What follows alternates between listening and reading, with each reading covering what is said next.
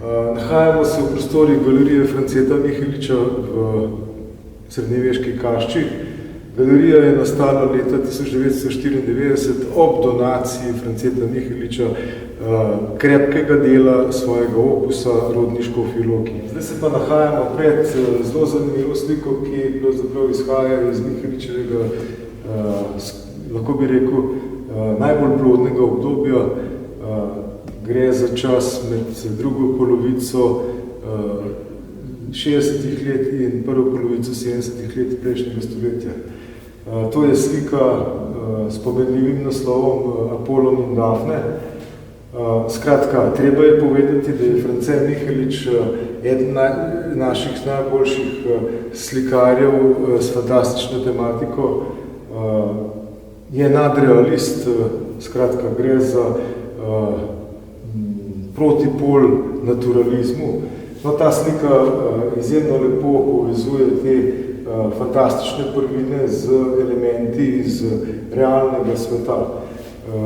Slika je kompozicijsko zelo uravnotežena, kompozicija je umirjena, slikar je zgradil z ustreznimi horizontalami in seveda tudi z barvnimi kontrasti. Je pa Mihelič bolj grafik in risar kot slikar. Tako da lahko rečemo, da gre za neko povečano barvno risbo pravzaprav. Vsebinsko se Mihelič navezuje na star motiv vzeti iz grške mitologije in sicer druži pravzaprav kurenta, ki ga je vzel iz slovenskega poganskega verovanja, predkrščanskega, z antično nimfo Dafne. Skratka, boga Apolona je zamenjal z mitološkim bitjem, strašljivim kurentom. Ker je Mihelič zelo rad prebiral tudi antične pisce, med njimi seveda še najrajši Ovida in njegove metamorfoze, se v tem motivu direktno naveže na Ovida oziroma na njegov nauk o minevanju stvari. In zaradi tega glavna protagonista zgodbe, to sta nimfa Dafne in v kurenta nekako preoblečeni bog Apolon, pred našimi očmi izginjata, se razblinjata in se spreminjata pravzaprav v neko dendroidno formo. Na sliki vseeno, poleg teh fantastičnih prvin, prepoznavamo predmete iz realnega sveta, ki so za Miheličevo slikarstvo izjemno karakteristični. Skratka, ozadje predstavlja pravzaprav Miheličev atelje na njegovi domačiji v Dolenjih Lazih pri Ribnici, kamor so se starši preselili, ko je bil Mihelič zelo mlad.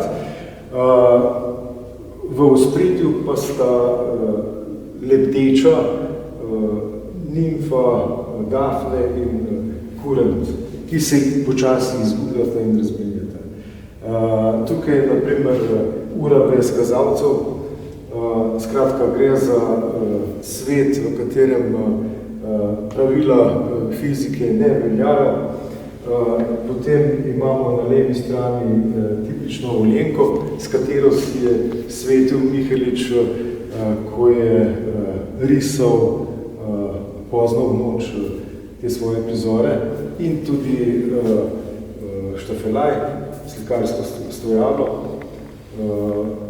ter seveda njegova postelja, na kateri je spal. Pod posteljo je pa kovček, pleteni kovček, s katerim se je podal, na primer,